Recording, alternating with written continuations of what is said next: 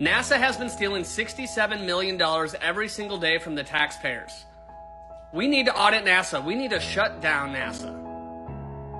It's just basically money laundering. That's all they're doing. Space is fake. Shout out to everybody who's been waking up since the Artemis missions, because clearly it's all fake. Yes, rockets are real, they go in the sky, but what goes up must come back down. They're just going in the water, okay? They're not going to the vacuum of space. That's all fake. Time to wake up. This doesn't make sense. They take the astronauts out of the capsule after traveling 700,000 miles in space, and they put them in this floating raft in the middle of the Pacific Ocean, when they could have put them in a boat right next to them. And then they get this Black Hawk helicopter to hover right over them and pluck them out of the raft and take them to the ship. That just doesn't make sense. Why not just put them in the boat?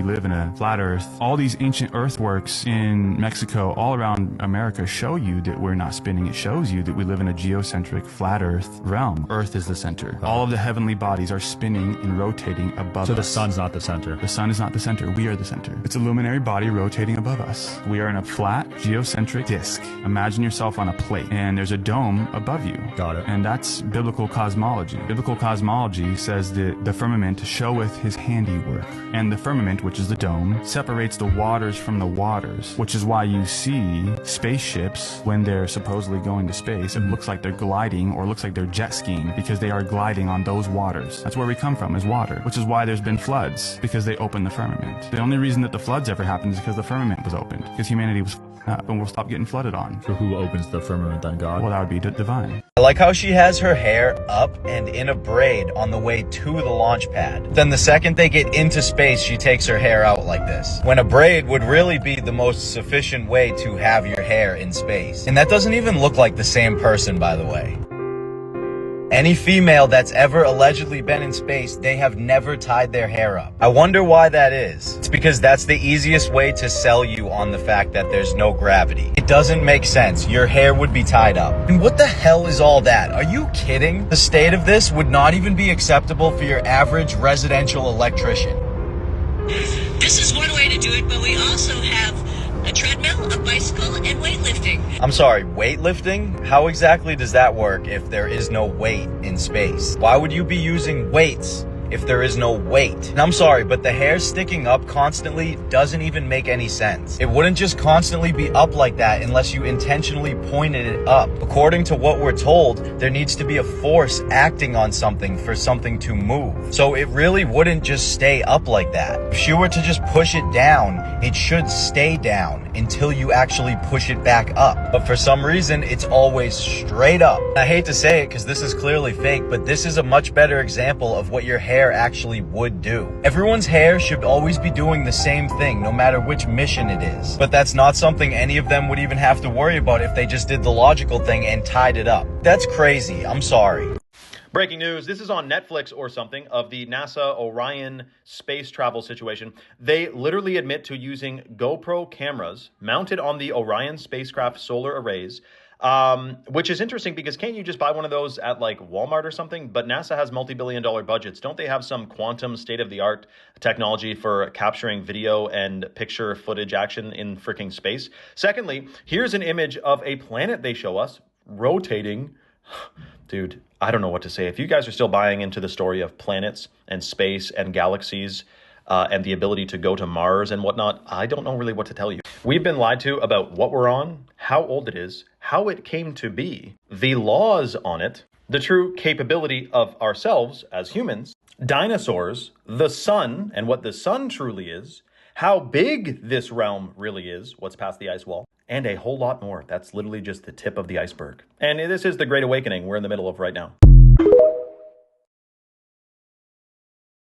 And just remember, kids, we never went to the moon. Space is fake. All of our secrets live in the ocean. 13 families literally run the entire world and control everything from war to information. They still run psyops on you every single day to make you think the way you think and make you feel the way you feel.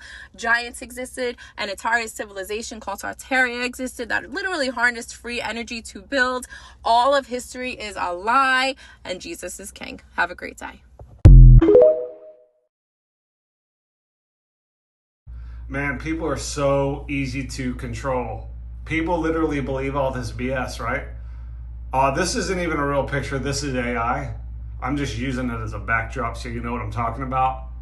But people believe what they're seeing. People believe what the government shows them on their little devices, right? Knowing that with AI, they can create whole movies in mere seconds and minutes. They can create a whole movie, 2-hour movie, right? Yet people are going to believe what the government's showing them. It's unbelievable how lost people are. They've lost their discernment. It's been programmed right out of them, and that's all by design. And try to talk to these people about it. Try to open these people's minds and open their eyes, and they get all mad and attack you, right? It's like telling a child that Santa Claus isn't real. And it's unbelievable. They have successfully